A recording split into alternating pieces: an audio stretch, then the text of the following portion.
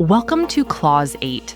You're watching a short clip from one of our full episodes, featuring real conversations with the leaders shaping IP.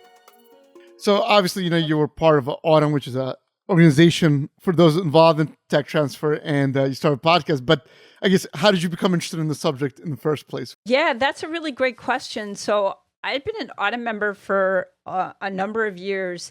And every year, AUTM has an annual meeting, and it's usually somewhere throughout the country. And it was back in 2019, I was at the annual meeting in Austin.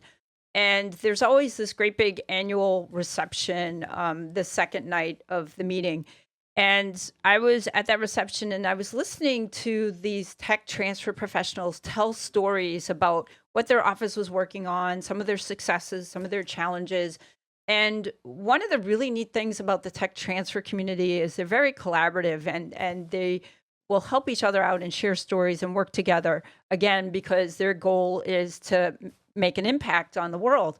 And so I was listening to all these stories and I'm like, I only hear these at the annual meeting. It would be really great to, hear about them more frequently. AUTM does have regional meetings where it's a smaller subset of tech transfer professionals that attend. So I started thinking about, what would be a good way to tell more of these tech transfer stories.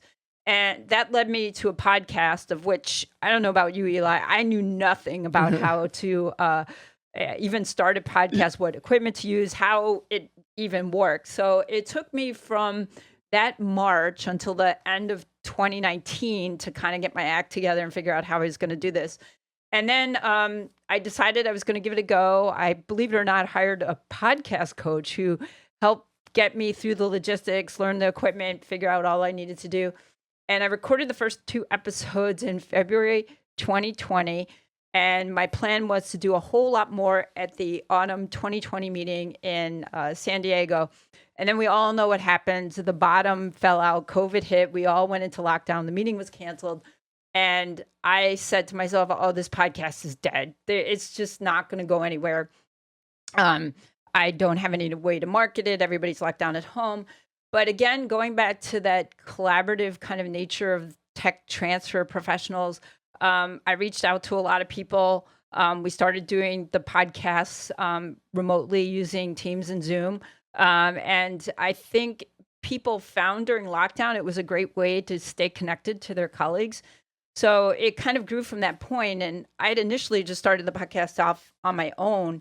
And eventually, after about a year and a half or so, AUTM and myself started talking, and we felt like it was better served under the AUTM brand. So then we moved the podcast in under AUTM, and it's been a great collaboration, and I couldn't be happier that it's worked out that way.